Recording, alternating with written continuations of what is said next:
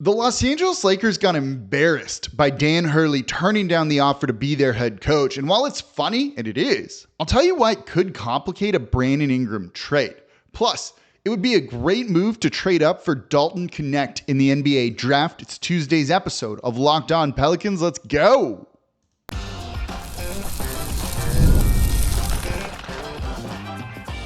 You are Locked On Pelicans, your daily New Orleans Pelicans podcast.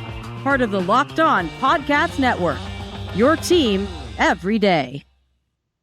Welcome to another edition of Locked On Pelicans, the daily podcast covering your favorite team, the New Orleans Pelicans and NBA. Part of the Locked On Podcast Network, your team every day. Available wherever you get your podcasts and available on YouTube. I'm your host, Pelicans Insider, credential member of the media, Jake Madison, at NOLA Jake on Twitter. Here with y'all on this Tuesday. We got a jam-packed show. I was trying to figure out if I could actually split this into two different shows. I'm just going to put it all in one to give you like a double dose here of two big topics that I think are really important for the team. One involves the Lakers getting embarrassed. We're going to laugh and joke, but I'm going to tell you how it's going to impact the trade market for Brandon Ingram. And then watching Jrue Holiday in the finals in Game 2 reminded me of Dalton Knecht out of Tennessee, and I'll explain why in the third segment of today's episode of Locked On Pelicans. Today's episode is also brought to you by FanDuel. Make every moment more. Right now, new customers get $200 in bonus bets with any winning $5 bet. That's $200 in bonus bets with any winning $5 bet. Visit FanDuel.com/LockedOn to get started. And of course, thank you for making Locked On Pelicans your first listen today and every day. We're here Monday through Friday, the #1 Pelicans podcast covering everything you want. Did a deep draft dive yesterday. We'll get into a little bit more draft talk in a minute here. Please subscribe wherever you get your podcast. Join over 10,000 Pelicans fans on YouTube as well. And right now, let's laugh at the Los Angeles Lakers because they are embarrassed right now to not get UConn head coach Dan Hurley. This is a horrible look for the franchise. And I'm building to a point with this, I promise. We're not just here to laugh at the Lakers because you want to know why it relates to the Pelicans, and that's what I try and do with everything we talk about in this show. And trust me, this does. But they were embarrassed. This was a horrible look for them after the weekend saying, oh, he'll make a decision on Monday. And it's like, oh, he's probably going to leave. He's going to go take that Lakers job. And then it turns out he declined it because the Lakers cheaped out. The Lakers cheaped out. They needed to make a Godfather offer to pull him away from UConn, kind of a dream job for him. He loves being on the East Coast, has won back-to-back national titles, is going for a third. He's making a lot of money there. Basically told Kentucky, like, don't even reach out to me with all of this. And they didn't make the Godfather offer. It was rumored to be 8 years, $100 million. That might be enough to get you to leave as a head coach. And it turned out to be 6 years, $70 million. It's a lot of money, but that would have made him the sixth highest paid head coach in the NBA, not even in the top 5. That's not the type of offer that he can say no to, right? He said no, or that is the type of offer he can't say no to. He said no to it. They look cheap. And this is what you get for firing your head coaches and cycling through people so quickly. They're paying Frank Vogel, who won him a title. They're paying Darvin Ham. And I guess they couldn't afford the $30 extra million for Dan Hurley. And they're going to have to kind of turn to the other guys. More on that in a second here. They look cheap. They look foolish. Their fan base rightfully is upset. They're getting roasted on social media, and the media in general is not being kind to the Lakers right now. And now they have to go back to JJ Redick, James Borrego, stuff we've talked about on this show, and be like, we're sorry. You know, it came out like, oh, Dan Hurley's been their #1 guy the whole time. So Borrego, Redick are there being like, wait, what about us? Like, what's going on here?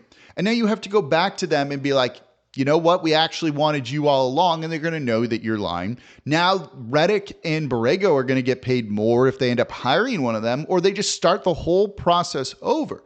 But the Lakers basically were so high and mighty thinking that because we're the Lakers, we have LeBron, that they could lowball, go cheap on Dan Hurley, and it turns out they couldn't, right? You could read that reported 8-year, $100 million offer as being like his target number. If you hit that, I'll come and sign for you. And the Lakers thought so highly of themselves, they didn't do that. And look at what happened. They are embarrassed from this sort of thing. This is a terrible look for the Los Angeles Lakers. So that means they're going to try and overcompensate. right? You have to fix this. Hiring JJ Redick, even if he turns out to be a good coach, ain't it. Hiring James Borrego, if we think highly of him, isn't going to be the look to kind of wipe this distaste out of people's mouths to make them look strong again. So Anthony Irwin, who's a former host of Locked On Lakers, now does his own thing, tweeting out that this is the first time he thinks that LeBron could potentially leave the Lakers. That's how bad this reflects on them, especially when you factor in, Clutch and their involvement in all of this, his representation and how they don't run the Lakers, but they're heavily involved with the Lakers here.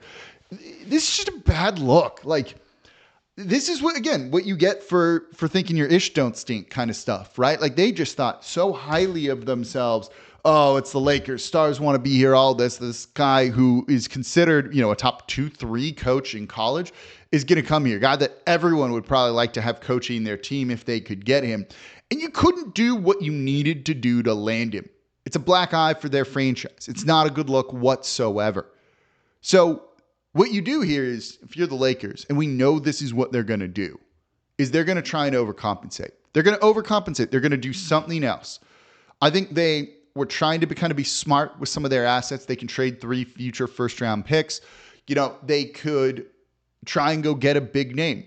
And I think that's what they have to do. There is no coach out there that they could go hire right now that would really kind of fix this, make it right in the eyes of Lakers fans, and not make the Lakers the laughing stock of the league right now. Right as their rival Celtics go up 2-0 in the NBA Finals and look poised to equal their number of championships.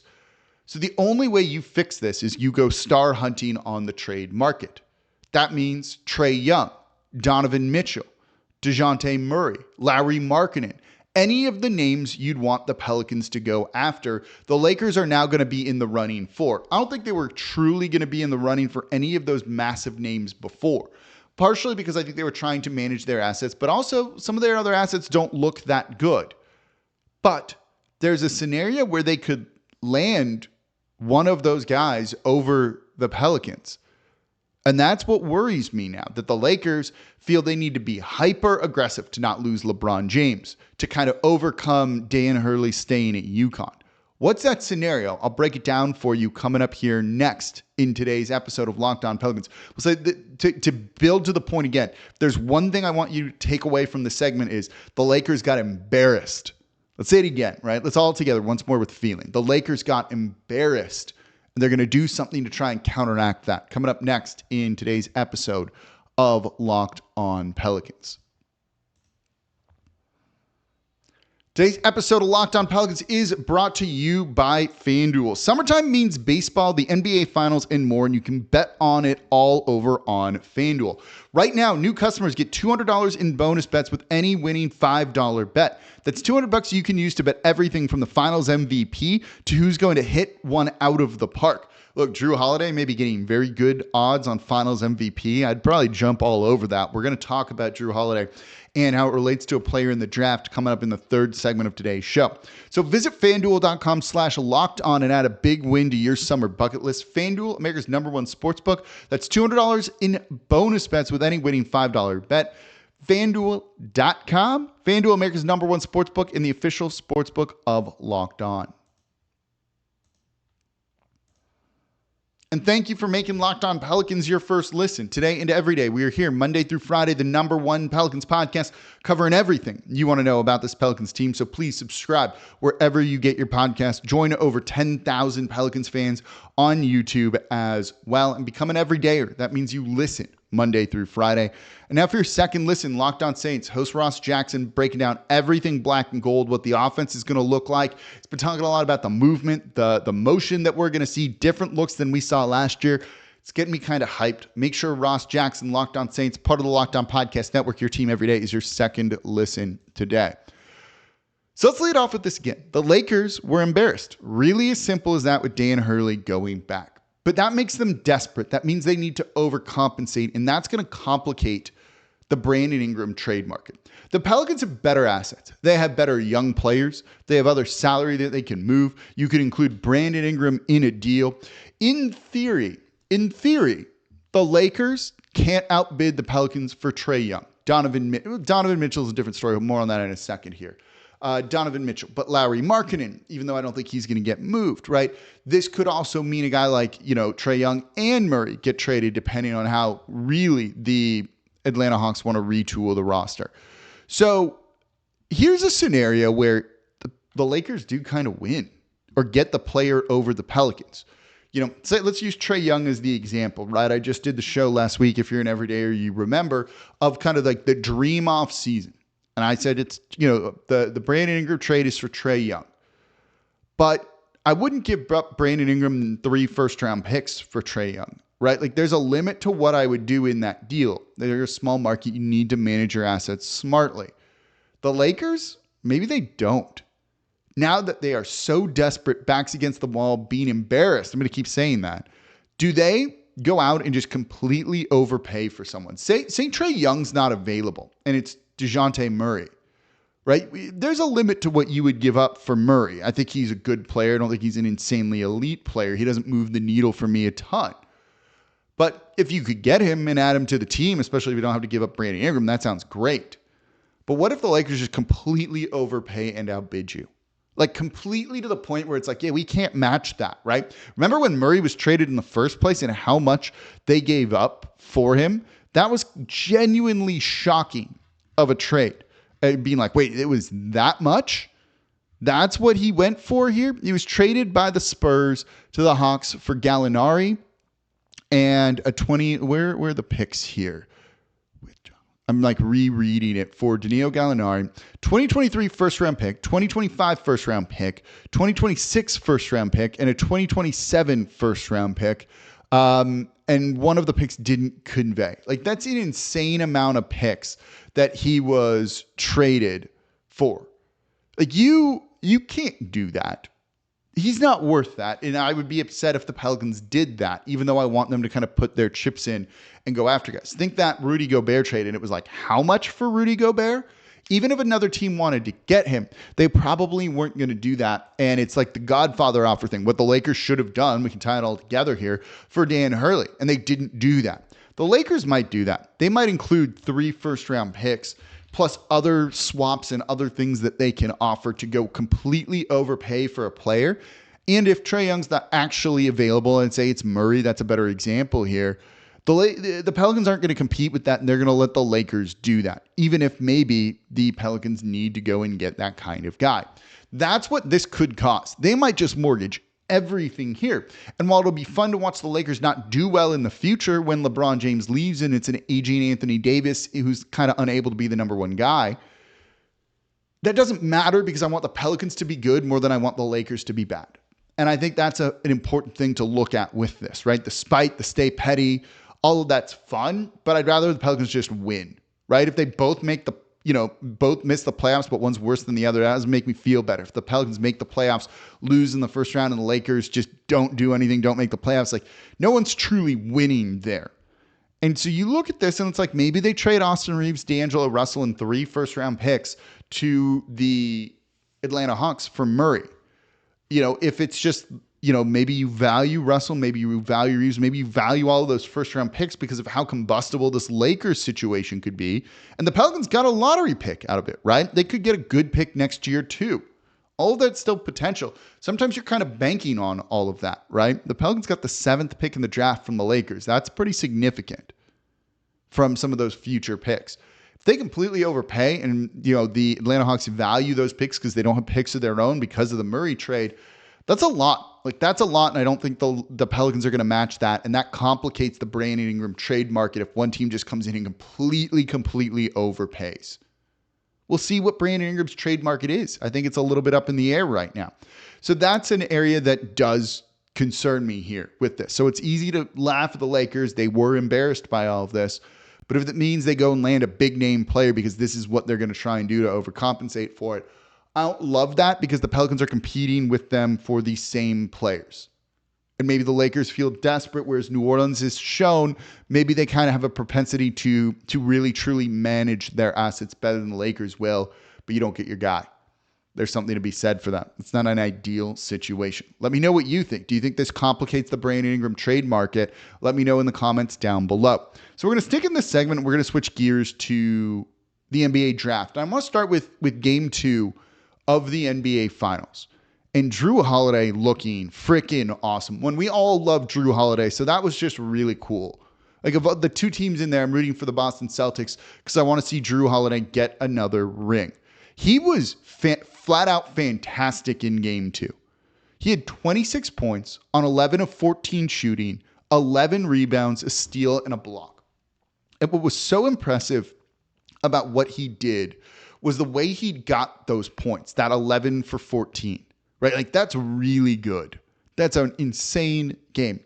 I saw the tweet. I don't know who said it, otherwise I'd credit them, but there was not one single isolation possession for him. He didn't score as the pick and roll ball handler. So again, the ball in his hands or a post up. Basically, all of his scoring kind of came in the flow, the rhythm of the offense. Not being the guy, not going, okay, I'm going to take my defender one-on-one or anything like that. The Celtics do a lot of that, but Drew Holiday doesn't need to be that guy. So to just completely fit into the rhythm, the flow of the offense was just, to have that kind of performance there with the defense that he gives you, but we're focusing on the offense right now, was truly like an incredible thing to watch. I think that finals game is, to me, one of the more impressive that I've seen in a really, really long time, when you have two guys in Jason Tatum, Jaylen Brown, who handle the ball. Even if Tatum's scoring's a little bit weird in this, though, I do think he's playing relatively well in the postseason. You have Porzingis, who's a big part of their offense too. To see what Drew Holiday is doing and how he's fit in and kind of being that kind of player again. Not one single isolation possession to score. Not one time being a pick and roll ball handler and then driving to the basket, scoring that way or pulling up. Catch and shoot. Off of cuts, things like that, right? Like, that's how he scored in that game. Think about that with a guy like Zion Williamson, handling the ball, the court gravity that he has. If you can get a guy that does catch and shoot situations, off cuts, think like a hyper Herb Jones. That's how Herb scores.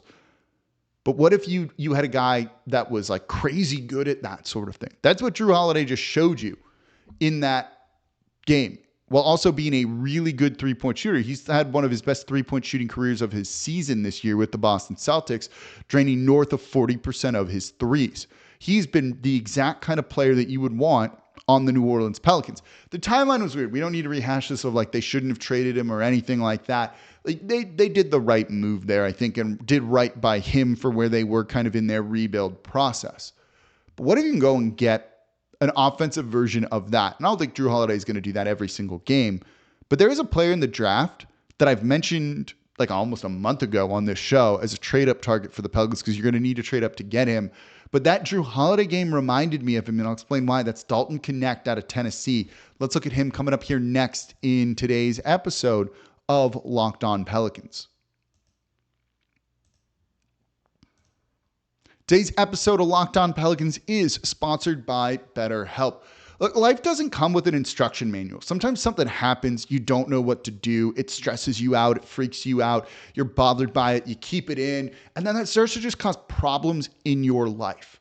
Whether it's your relationships, whether it's at work, whether it's whatever it might be, you don't want that. And since there isn't an instruction manual, you've got to figure out a way to work through those things. And that's where therapy can really come in handy. And that's where BetterHelp helps as well. Therapy is great just to work through different ideas. It's good to learn positive coping skills, how to set boundaries, basically just be the best version of yourself. And it's not just for those who experience major trauma. Maybe you just need some help in your life to figure out a difficult situation that's annoying. Simple as that.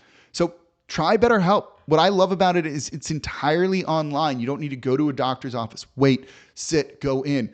Just do your session from the comfort of your home or wherever you are. It's designed to be convenient, flexible, and suited to your schedule. So get it off your chest with BetterHelp. Visit BetterHelp.com/LockedOnNBA today to get 10% off your first month. That's BetterHelp, HELP.com/LockedOnNBA to get started. And thank you for making Locked On Pelicans your first listen today and every day. We're here Monday through Friday, the #1 Pelicans podcast, covering everything you want to know about this Pelicans team. So please subscribe wherever you get your podcast. Join over 10,000 Pelicans fans on YouTube as well. And now for your second listen, Don't watch Fox Sports, ESPN, places that aren't talking sports all day long when you have to turn down the volume because of all that yelling. Make the switch to Locked On Sports Today, a free 24/7 sports streaming channel program for you every day to bring you the biggest stories without all that screaming. Locked On Sports Today brings you can't miss analysis, opinions, and news streaming 24/7 on YouTube with a free Amazon Fire TV channels app, part of the Locked On Podcast Network, your team every day. Okay, so let's continue and switch gears a little bit. We just kind of shifted in that last segment. Talk about Dalton Knecht out of Tennessee. This is a guy that I am kind of insanely high on in the NBA draft, and I think the Pelicans are too.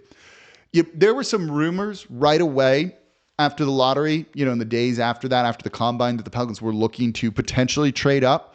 I don't know how much there is to that, but we always know they kind of fixate on one or two prospects kind of up there.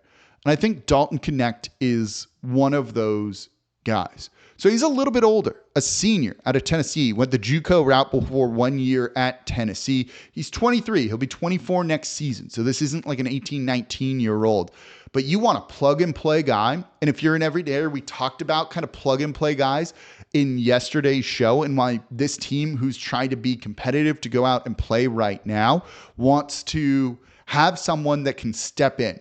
Their depth might be tested a little bit, particularly with Najee Marshall leaving. So getting a guy that can come in and give you some offense or defense is an important thing to get. You need to get someone in this draft who can contribute right away. A big would be great, but there's other players too.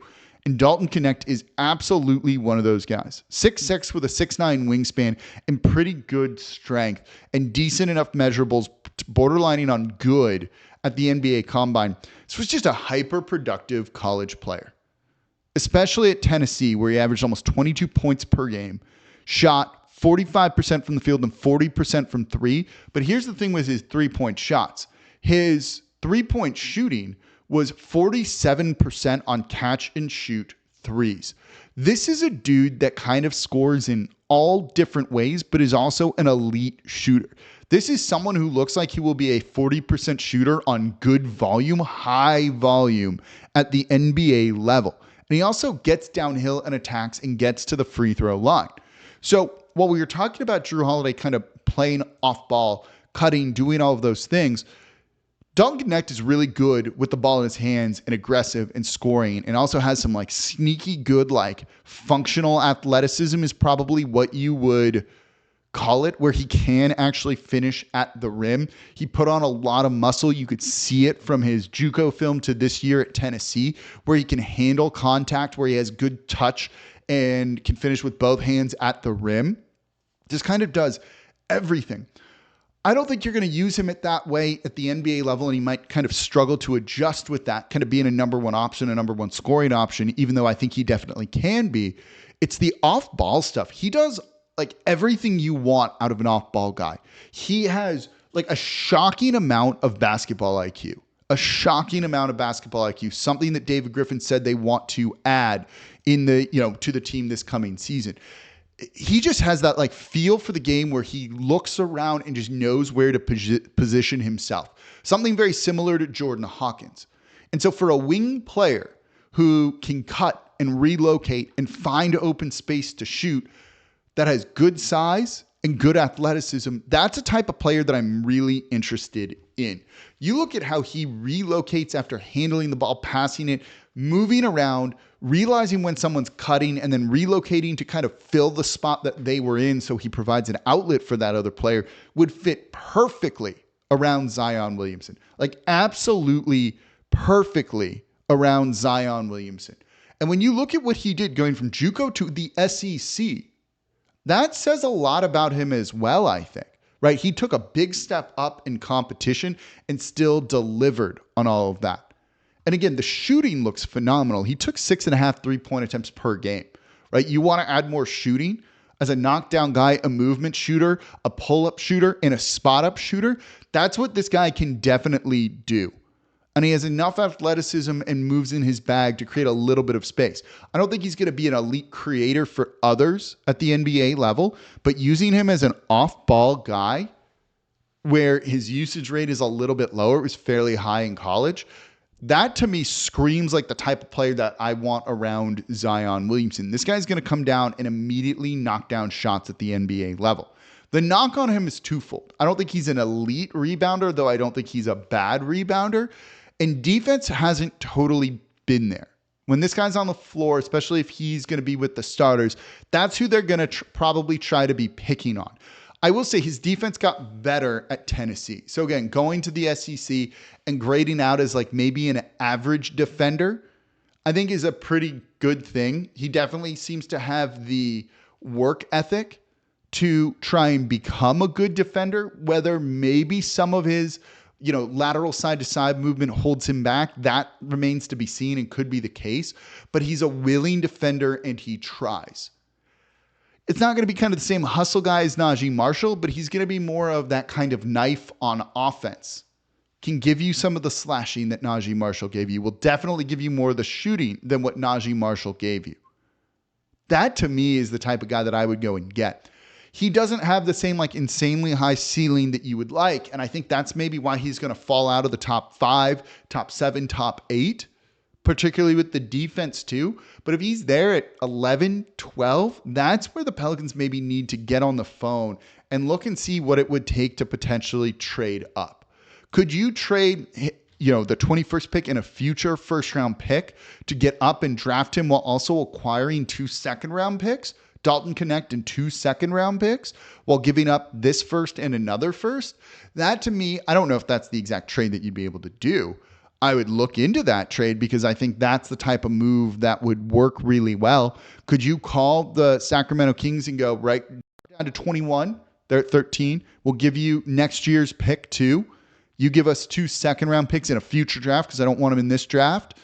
Call it a day. I would be thrilled with that sort of deal, particularly if the Kings aren't going to part with De'Aaron Fox or someone like that. Well, then they need other picks to trade to try and bring in a big name because they want a guy like Brandon Ingram. You need future first-round picks to do that.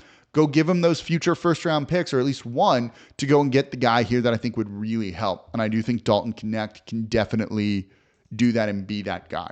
I'm like very, very high on him and how he's played, and I think he's going to be a very solid, like high floor, plug-and-play guy in the NBA. And I think he fits exactly what the Pelicans would want. Could probably lead your second unit a little bit too. Solve some problems for the Pelicans right there. Let me know what you think. Is there a trade up guy you want to see? Is it Knecht? Is it Rob Dillingham? Someone else? We'll look at some of those prospects as well later in the week.